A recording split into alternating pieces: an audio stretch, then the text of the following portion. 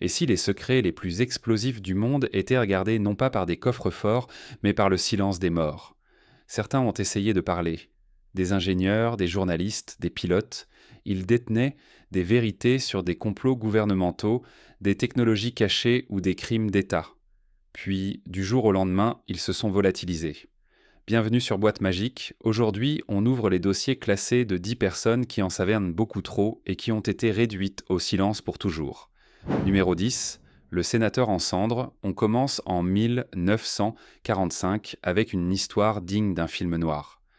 Warren G. Hooper, un sénateur de l'État du Michigan, avoue avoir accepté un pot de vin de 500 $.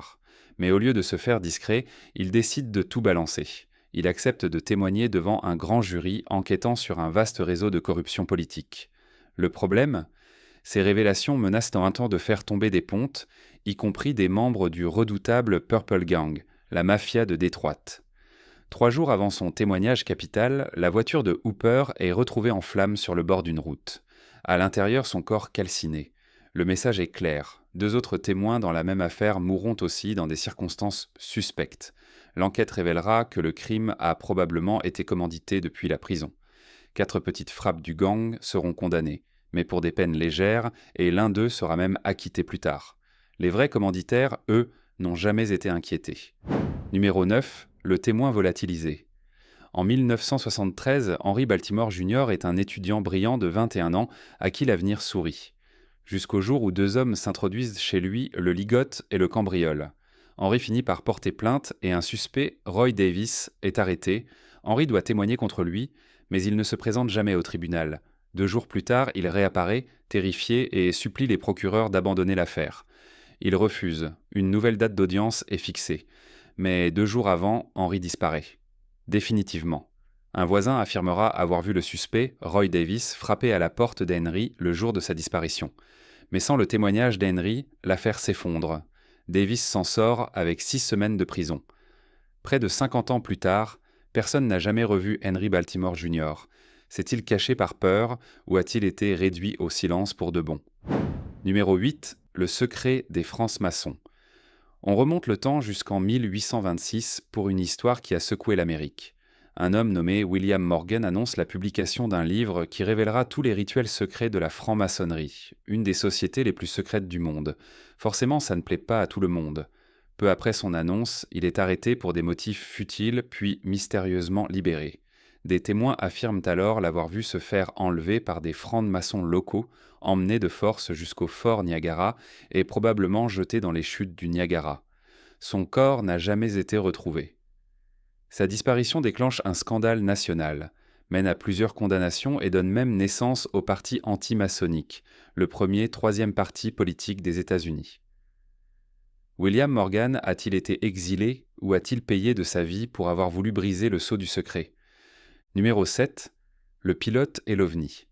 Le 21 octobre 1978, le jeune pilote australien Frédéric Valentich décolle seul à bord de son petit avion. Alors qu'il survole le détroit de Bass, il contacte la tour de contrôle de Melbourne avec un message qui va glacer le sang de tous les opérateurs. Il décrit un objet étrange, long, métallique, avec des lumières vertes, qui le survole à une vitesse incroyable. Il précise « Ce n'est pas un avion ». Puis, pendant 17 secondes, on entend un bruit métallique strident, comme du métal qu'on déchire. Et puis, plus rien. Silence radio total. Frédéric Valentich et son avion se sont volatilisés.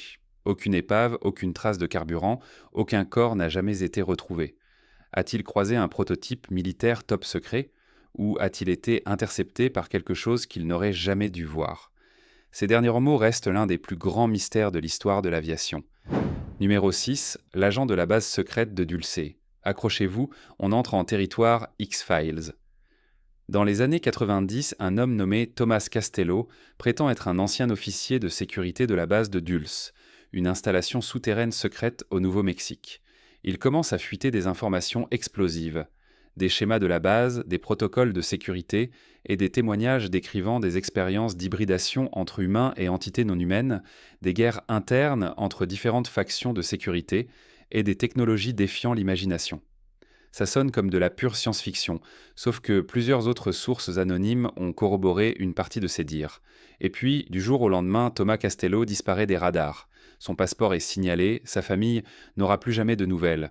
Aucun certificat de décès, aucune trace de départ du pays. A-t-il été discrédité, se cache-t-il, ou a-t-il révélé un secret que le gouvernement voulait enterrer à tout prix? Numéro 5, le rocker de l'espace. Philip Taylor Kramer n'était pas n'importe qui. Il était le bassiste du célèbre groupe de rock Iron Butterfly. Mais il était aussi un ingénieur aérospatial de génie, travaillant sur des systèmes de guidage de missiles pour l'armée américaine et sur des technologies de pointe comme la communication plus rapide que la lumière.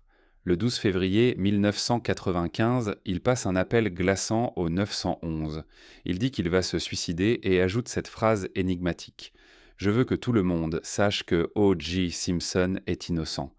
Ce sont eux qui l'ont fait. » Puis il disparaît. Sa camionnette et ses restes seront retrouvés 4 ans plus tard dans un ravin. La police conclut au suicide. Mais son père a toujours maintenu que Philippe était menacé à cause de ses recherches et qu'il l'avait prévenu des années auparavant. Si jamais on dit que je me suis suicidé, ne le crois pas. Numéro 4, la Révolution trahie. Coïncidence incroyable, un autre William Morgan a connu un destin tragique après avoir défié le pouvoir. Celui-ci était un citoyen américain devenu un héros de la Révolution cubaine aux côtés de Che Guevara. Mais après la victoire, Morgan est déçu de voir Fidel Castro se tourner vers le communisme. Il commence à travailler en secret avec des contre-révolutionnaires soutenus par la CIA. En 1961, il est arrêté. Quelques mois seulement avant le débarquement de la baie des Cochons, il est exécuté par un peloton d'exécution. La légende dit que Fidel et Raúl Castro ont assisté en personne à sa mort. Il a payé le prix ultime pour avoir refusé de se taire face à la dérive autoritaire de ses anciens camarades. Deux hommes, à 2 siècles d'intervalle, portant le même nom, tous deux réduits au silence pour avoir défié un pouvoir secret. Numéro 3, le colonel du paranormal. Ici, la disparition n'est pas physique mais administrative. C'est peut-être encore plus terrifiant. Le docteur John B. Alexander était un colonel de l'armée américaine au cœur des programmes les plus secrets et les plus étranges de Braland de la guerre froide. Il était associé au projet Stargate qui étudiait l'utilisation de la vision à distance et d'autres capacités psychiques à des fins d'espionnage. Il a travaillé au laboratoire de Los Alamos, le berceau de la bombe atomique. Mais aujourd'hui, si vous cherchez son travail, vous ne trouverez presque rien.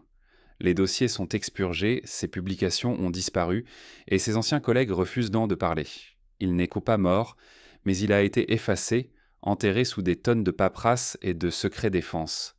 A-t-il tenté d'en révéler trop et a-t-on décidé de le faire disparaître en le noyant dans le silence? Numéro 2. La mort dans le dossier. Karen Silkwood était une technicienne dans une usine de plutonium en Oklahoma. Dans les années 70, elle devient une lanceuse d'alerte dénonçant les manquements graves à la sécurité et l'exposition des employés aux radiations. Après avoir témoigné devant la Commission de l'énergie atomique, elle est mystérieusement contaminée au plutonium chez elle. Le 13 novembre 1974, elle prend sa voiture pour aller rencontrer un journaliste du New York Times. Elle a avec elle un classeur rempli de preuves accablante contre son employeur. Elle n'arrivera jamais à ce rendez-vous. Sa voiture sort de la route, elle est tuée sur le coup.